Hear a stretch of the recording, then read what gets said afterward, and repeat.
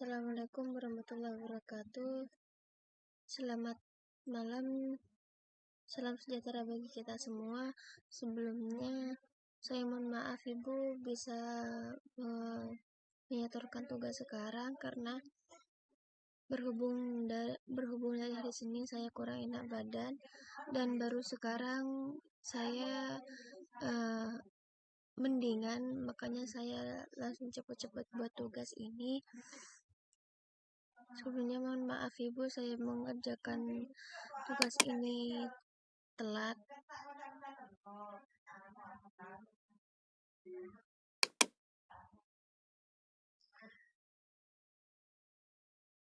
Saya Rehatul Janatul Mufidah,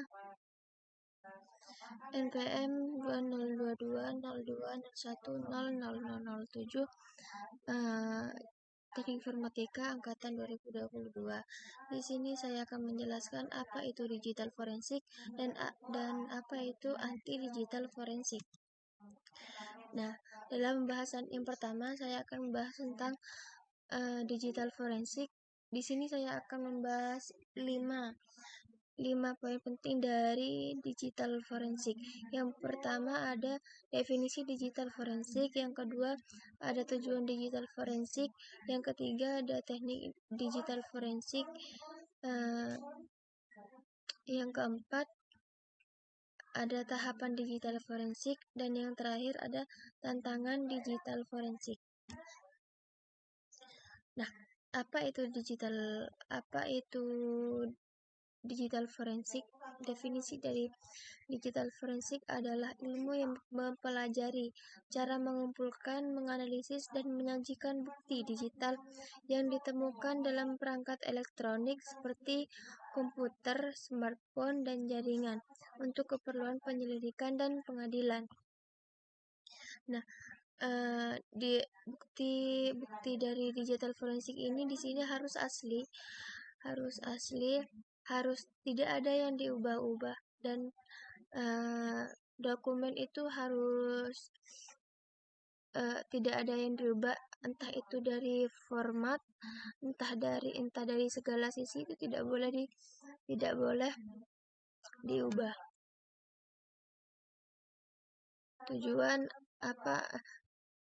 Tujuan dari digital forensik yang pertama, mengumpulkan bukti digital yang akurat dan dapat dipercaya. Yang kedua, menganalisis bukti untuk menentukan sumber, waktu, dan lokasi kejadian. Nah, dengan adanya bukti dari digital forensik di mana buktinya itu berbentuk digital, kita bisa mengetahui dari mana sumber bukti tersebut, kejadian tersebut, waktu dari kejadian tersebut, dan lokasi kejadian tersebut. Jika emang benar-benar bukti tersebut itu asli. Yang ketiga, menyajikan bukti dalam bentuk yang dapat dimengerti oleh pengadilan. Yang keempat, membantu penyelidikan dan pengadilan dalam menyelesaikan kasus. Nah, dengan adanya bukti digital di sini akan memperkuat bukti-bukti dari kasus yang sedang dialami, yang sedang diselidiki begitu. Teknik digital forensik. Di sini yang pertama ada analisis file, sistem, dan struktur data. Yang kedua ada pemulihan file yang terhapus atau rusak. Yang ketiga, analisis log sistem dan aktivasi pengguna. Yang keempat ada analisis jaringan dan komunikasi. Yang terakhir ada analisis perangkat lunak dan aplikasi. Jadi untuk teknik digital forensik ini ada 5. Yang pertama ada analisis file, sistem, dan struktur data. Yang kedua ada pemulihan file yang terhapus atau rusak. Dan yang ketiga, 4, dan kelima itu bisa dilihat. Yang selanjutnya ada tahapan digital forensik. Yang pertama ada pengumpulan data, di mana data-data yang berhubungan dengan kasus-kasus tersebut akan dikumpulkan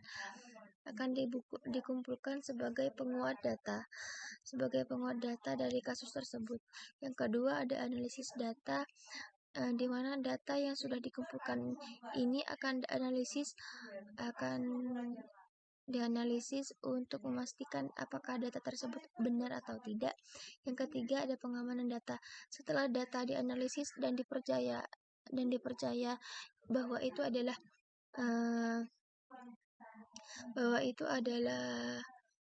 data yang berhubungan dengan kasus tersebut, lalu data tersebut diamankan untuk nanti di keempat ini yang di tahapan keempat ini yaitu nanti pembuatan laporan. Yang terakhir untuk digital forensik ini ada tantangan digital forensik. Yang pertama tantangan teknis, yang kedua tantangan hukum, yang ketiga ada tantangan operasional, dan yang keempat ada tantangan keamanan. Tantangan teknis ini yang pertama ada keterbatasan teknologi, yang kedua ada enkripsi, yang ketiga ada penghapusan data, yang keempat ada kerusakan perangkat, dan yang kelima ada kompleksitas sistem. Nah, di mana dalam tantangan digital forensik yang berbentuk tantangan teknis yang pertama ada keterbatasan teknologi, yang kedua ada enkripsi, yang ketiga ada penghapusan data. Jaga-jaga untuk digital forensik ini karena ini sebagai bukti digital, karena gampang saja bukti tersebut bisa dihapus, bukti tersebut di enkripsi atau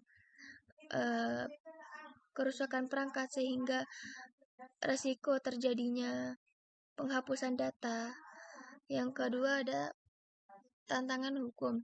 Tantangan hukum di sini ada privasi keamanan, dan yang pertama ada privasi dan keamanan, yang kedua ada yurisdiksi, yang ketiga ada keterbatasan undang-undang, yang keempat ada pengakuan bukti digital, yang keempat keterlibatan lembaga. Untuk tantangan operasional di sini yang pertama ada waktu dan biaya, keterbatasan sumber daya, koordinasi tim, pengamanan bukti, komunikasi dan pengadilan. Yang terakhir ada tantangan keamanan. Yang pertama ada serangan cyber. Serangan cyber ini tidak mungkin tidak dapat terjadi, karena secara bukti digital itu adalah bukti yang berbentuk digital gitu. Bisa jadi secara kapanpun ada serangan cyber gitu. Yang kedua ada penggunaan teknologi anti forensik, yang keempat ada kerusakan data, yang keempat ada kerusakan data, yang ketiga keterlibatan aktor yang tidak sah. Selanjutnya setelah kita membahas apa itu digital forensik, tantangan digital forensik, tahapan digital forensik, dan sekarang saya akan membahas tentang anti digital forensik, di mana ada 5 poin penting yang dibahas di anti digital forensik. Yang pertama ada definisi anti digital forensik, yang kedua ada tujuan, yang ketiga ada teknik, tahapan, dan dampak anti digital forensik. Apa itu anti digital forensik? Setelah tadi membahas tentang digital forensik, yaitu sebuah bukti digital untuk kebutuhan penyelidikan dan lain-lain. Di sini ada digital anti forensik adalah teknik yang digunakan untuk menghindari atau menghambat proses digital forensik, dan untuk membuat bukti digital sulit atau tidak dapat ditemukan, dianalisis atau disajikan sebagai bukti. Nah, jika tadi ada digital forensik untuk memperkuat bukti, jika tadi yang membahas tentang digital forensik itu membahas tentang untuk mengumpulkan bukti. Nah, di sini usaha untuk menghilangkan bukti sehingga bukti tersebut itu bisa rusak, bisa nanti sulit untuk ditemukan atau bisa jadi hilang gitu. Usaha untuk merusak barang bukti secara digital. Tujuan anti-digital forensik yang pertama menghapus atau menghilangkan jejak digital. Yang kedua, untuk mengamankan data dari akses yang tidak sah. Yang ketiga, menghindari deteksi oleh perangkat lunak keamanan. Yang keempat, menghambat penyelidikan digital forensik. Nah, tujuan dari anti-digital forensik di sini yang pertama untuk menghapus atau menghilangkan jejak digital dikarenakan salah satu contohnya jika ada pihak yang terkait dalam kasus tersebut ingin menghilangkan jejak atau tujuan dari anti digital forensik ini yang pertama ada menghapus atau menghilangkan jejak digital dikarenakan dari pihak tertentu itu memiliki tujuan tertentu untuk menghilangkan. Kenapa harus menghilangkan atau menghapus jejak digital tersebut? Yang kedua, mengamankan data dari akses yang tidak sah. Yang ketiga, menghindari deteksi perangkat lunak keamanan. Dan yang keempat, menghambat penyelidikan digital forensik. Selanjutnya ada teknik anti-digital forensik. Yang pertama, penghapusan data. Yang kedua, pengubahan data. Yang ketiga, ada pengubahan enkripsi. Yang ketiga, penggunaan steganografi. Yang pertama, teknik anti-digital forensik yang pertama tentu saja yaitu penghapusan data. Yang kedua, pengubahan data. Entah yang dihapus nanti itu formatnya, secara pixelnya, atau nanti landscape portraitnya, atau ya semacam mengubah data aslinya tersebut gitu. Yang kedua ada penggunaan enkripsi, dan yang terakhir ada penggunaan steganografi.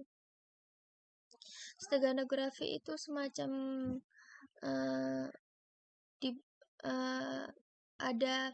masih ada bukti di balik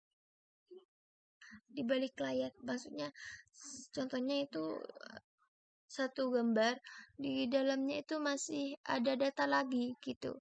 Tetapi itu secara manipulatif dilihatkan dengan gambar. Tapi jika kita dibuka lagi, di dalam itu ada sebuah data. Itu namanya steganografi. Yang tahap selanjutnya yaitu ada tahapan digital forensik. Yang pertama ada tahapan penghapusan, tahapan pengubahan, tahapan pengamanan, dan tahapan penghancuran.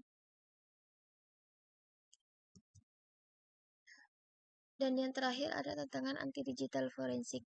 Yang pertama ada menghambat proses penyelidikan dan pengadilan. Tentunya jika anti-digital forensik itu tentunya karena data tersebut diubah, entah itu dihapus, itu pasti menghambat proses penyelidikan pengadilan. Yang kedua, membuat bukti digital sulit atau tidak ditemukan. Yang ketiga ada meningkatkan kesulitan dalam mengungkapkan kebenaran. Ya jelas akan mempersulit mengungkapkan kebenaran dari data tersebut karena data tersebut itu sudah dirusak sebelumnya dari pihak-pihak tertentu itu dirusak, entah itu ada keperluan lain atau entah itu karena ada keperluan dan kasus yang lain, maksud yang lain.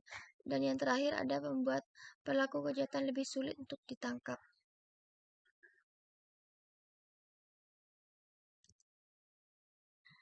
Terima kasih.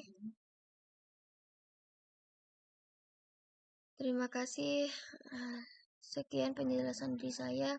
Mohon maaf jika penjelasan dari saya itu kurang karena berhubung kondisi badan saya itu belum fit sempurna. Jadi mohon maaf Ibu. Terima kasih. Wassalamualaikum warahmatullahi wabarakatuh.